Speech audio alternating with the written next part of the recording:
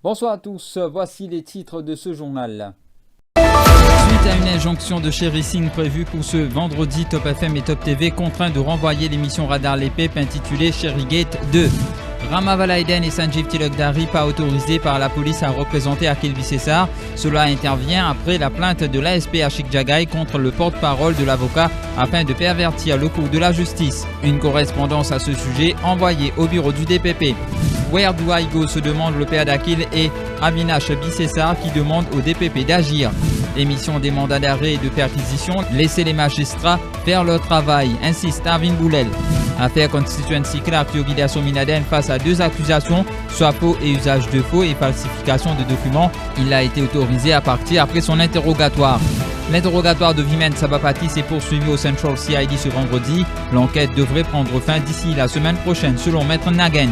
On observe aujourd'hui la journée mondiale des lanceurs d'alerte. Ils sont devenus une arme puissante pour détecter la fraude et la corruption, précise Maître Lovania Perktab de Transparency Mauritius. Et puis le ministère de l'Éducation confirme les dates des examens du PESAC, soit du 26 au 31 octobre. Dans le monde, l'Ukraine dit avoir abattu 13 missiles de croisière russes pendant la nuit.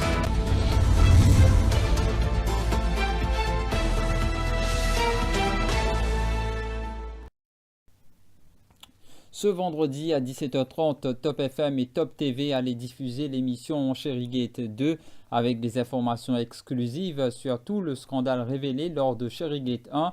Toutefois, à 16h10 cet après-midi, par l'entremise d'un huissier, la direction de Top FM et celle de Top TV ont reçu une injonction délivrée par le juge Patrick Kamsing à la demande de Marvendra Singh, plus connu comme Sherry Singh. Le juge Kamsing, après avoir considéré plusieurs aspects, a ordonné qu'aucune photo ou vidéo de l'intérieur de la maison de Sherry Singh située au bout du monde à Eben, prise lors d'une perquisition de la police le 29 mai, ne soit diffusée, même en partie. Cet ordre restera en vigueur jusqu'au vendredi 7 juillet à 9h30 où la direction de Top FM et Top TV est conviée devant le juge en chambre pour expliquer pourquoi cette injonction intérimaire doit être annulée. Dans ces conditions, Top FM et Top TV sont donc contraintes de reporter Sherrygate 2 à une date ultérieure.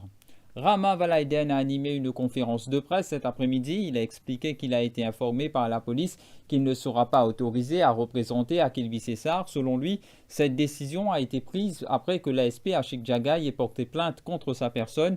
Maître Tilakdari ne pourra également pas le représenter. Rama Valaiden compte ainsi informer le bureau du DPP. Ni moi, ni Sanjeev, pas capable de paraître. Si nous paraître, c'est une autre question, mais pas capable de paraître. Là, cette fois-ci, après qu'il nous finisse paraître, et on connaît bien, jour l'arrestation le 20 de Akhil Visesar, je ne jouais avec nous patience, mais nous aussi, nous conscients qui je préfère, et nous pas à aucun moment montrer nous en colère, vexés, nerveux, parce qu'il peut faire nous attendre. Nous connaissons qui fait. Mais là, aujourd'hui, nous n'a pas capable de paraître, vous dites, numéro 2. Non, vous dites, que nos camarades Pravesh paraît. Pravesh paraît. Non, là, le problème est là. Nous disons qu'il y a 5 coups là. Vous dites, qui problème? Non, nous faisons reconnaître. Donc, un problème, mettez à côté. Mais seulement, nous disons dire où? Mais on fait motion la cour, on dit pour numéro 2. Mais on fait motion la cour et M. Cliff, ça va mettre nos camarades Cliff, qui excuse-lui pour aujourd'hui, pas capable d'être présent, ainsi que José Moi. Mais Cliff Grenade aussi, il concorde avec une motion. Donc, cette fois-ci, il est changé avant Perverting the Course of Justice. Après la motion qu'il fait en cours, mais ici, il fait une motion. Mais il aussi, je dois être capable de paraître pour les autres clients. Vous dites, pour le numéro 3. Parce que nous avons un mandat, nous tous ici un mandat pour les 3 au fait. Il y a un conflit là-dedans. Il y a un conflit du tout dans sa caisse là.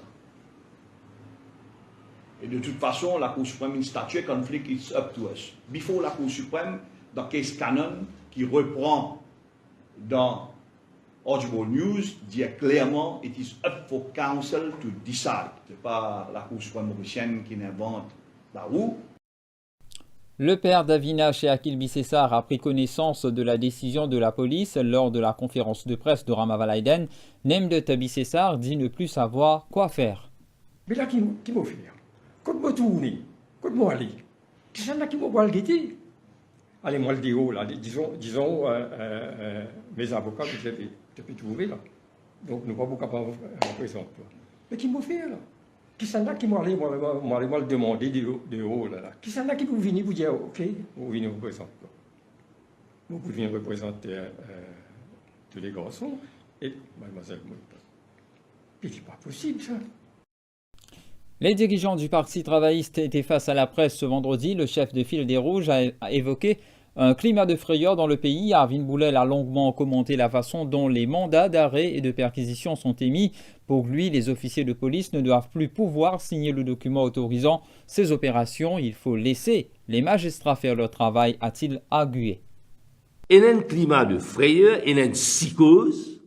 Là, quand nous dire, au-delà de Police and Criminal Evidence, qui, sous gouvernement travailliste, Dr. Amoula, mon collègue qui travaille l'os à la loi avec ce ministre de la Justice, il y a un commentaire qui peut faire par le bureau du DPP d'Allo et d'autres personnes, et la loi là, est bien ficelée. Malheureusement, vers 14, vous connaissez qui est arrivé.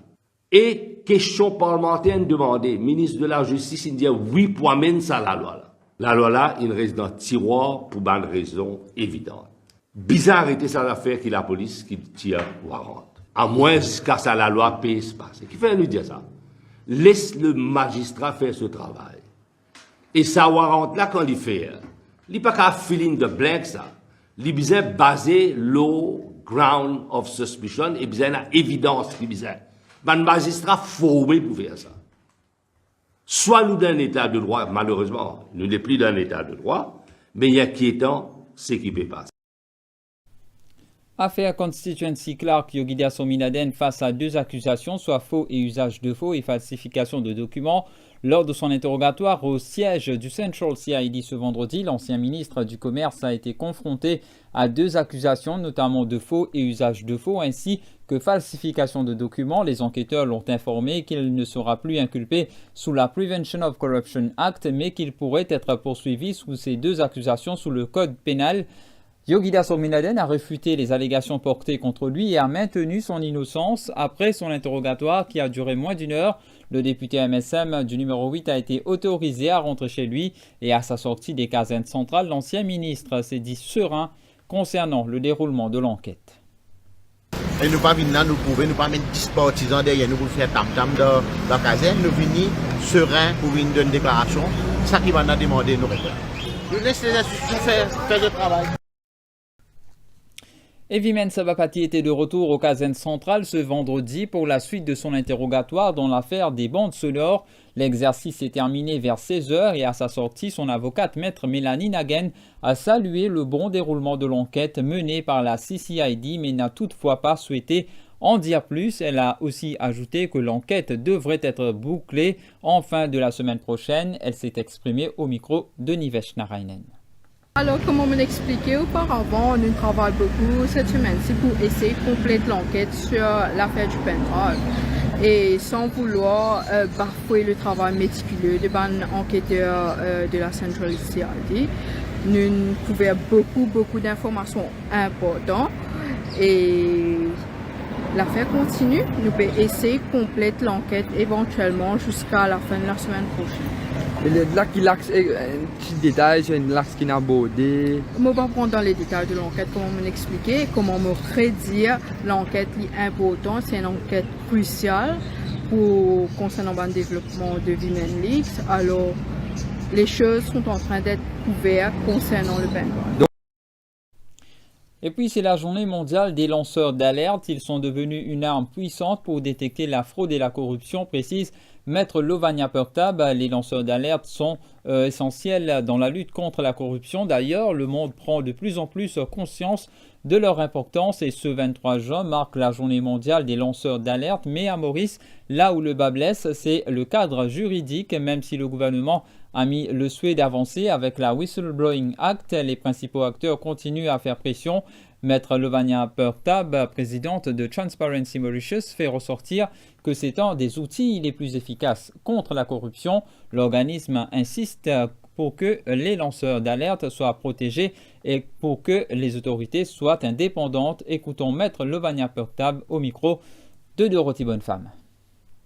Dans Maurice, c'est la loi qui protège ça là. Le whistleblowing, il est un outil nécessaire, un arme puissant pour détecter fraude et corruption. Au début de l'année, là, Transparency Mauritius propose au Premier ministre un draft d'un projet de loi, le whistleblowing, et nous entendons qui dans le discours budgétaire, qui le gouvernement a l'intention de venir avec la loi le whistleblowing. Ça, la loi le whistleblowing, là, il peut définir qui ban protection surtout, qui ban whistleblower vient bénéficier. Au niveau de transparency, nous dire qu'au-delà qui passe la loi au Parlement, pour bien aussi une campagne d'explication où tout le monde comprend exactement qui était whistleblowing et qui fait tout le monde, tout citoyen, nous avons un devoir de dénoncer toute forme de corruption.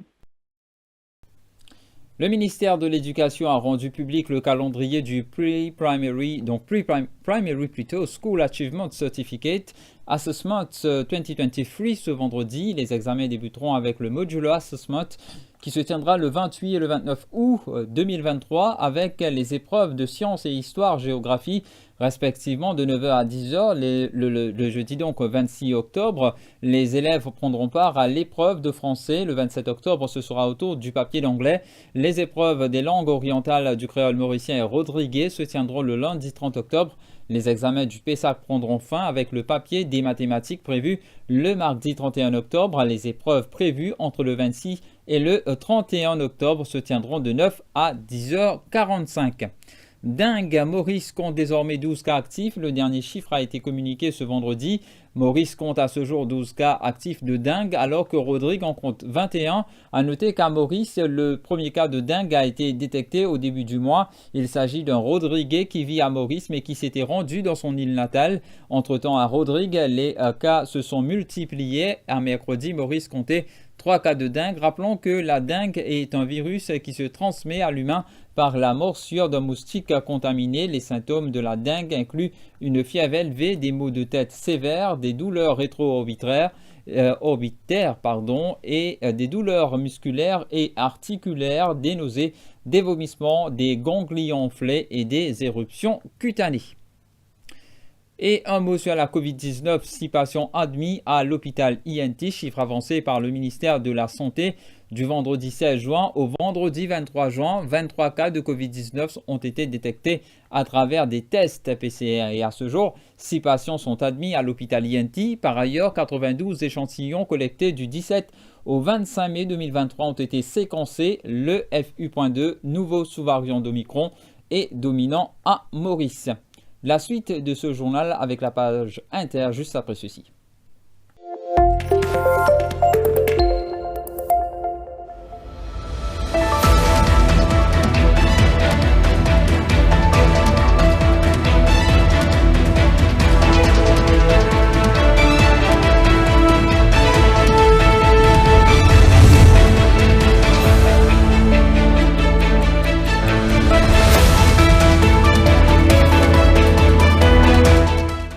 Les secours continuaient jeudi de tenter de retrouver une personne portée disparue dans les décombres d'un immeuble du centre de Paris, abritant notamment une école de mode privée, la Paris American Academy, au lendemain d'une forte explosion d'origine indéterminée qui a fait au moins 6 blessés graves. Les faits se sont produits mercredi en fin d'après-midi dans un immeuble de la rue Saint-Jacques, près de l'église Notre-Dame de Val-de-Grâce, dans un quartier connu de la capitale qui abrite notamment le Panthéon. L'origine de cette déflagration restée indéterminée. Le parquet de Paris a ouvert une enquête pour blessure involontaire pour violation manifestement délibérée d'une obligation de prudence ou de sécurité. Un comté de l'Oregon, dans le nord-ouest des États-Unis, a annoncé jeudi porter plainte contre plusieurs multinationales pétrolières pour leur réclamer plus de 51 milliards de dollars après le dôme de chaleur de 2021, un épisode climatique extrême et meurtrier. Le comté demande 50 millions de dollars en dommages et intérêts et 1,5 milliard de dollars pour les dégâts futurs, chaleur extrême, sécheresse, incendie et fumée promettant de devenir plus courants. Menacé d'inéligibilité, il pourrait se voir barrer l'accès à la prochaine élection en 2026. Le procès très attendu de l'ancien chef de l'État brésilien d'extrême droite Jair Bolsonaro s'est ouvert hier, 6 mois après son départ du palais présidentiel. Alors que son avenir politique était entre les mains des 7 juges réunis dans l'enceinte solennelle du tribunal électoral supérieur à Brasilia, Jair Bolsonaro a débarqué à Porto Alegre. Dans cette grande ville du Sud, plusieurs dizaines de partisans saintins habillés aux couleurs vert et jaune du drapeau national érigé en signe de ralliement l'ont acclamé à son arrivée à l'aéroport avant une réunion prévue avec son parti libéral. L'armée de l'air ukrainienne a indiqué vendredi 23 juin avoir abattu dans la nuit 13 missiles de croisière russes visant un aérodrome militaire dans l'ouest du pays. La Russie a intensifié depuis mai ses bombardements nocturnes contre l'Ukraine avec des drones explosifs et des missiles alors que l'Ukraine a commencé sa contre-offensive longuement attendue dans l'est et le sud occupés par les troupes russes. L'Ukraine a aussi fait état vendredi de certaines avancées dans le sud où ses troupes ont eu un succès partiel selon un porte-parole militaire ukrainien. Ce sera tout pour ce 20h. Merci de l'avoir suivi.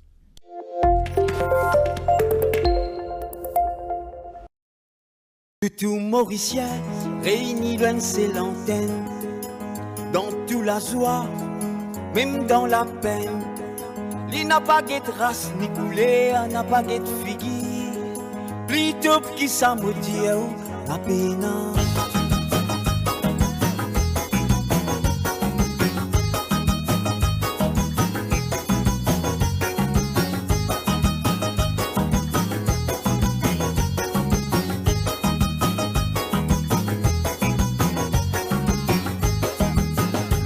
Mauricien réuni dans ses lanternes, dans toute la joie, même dans la peine.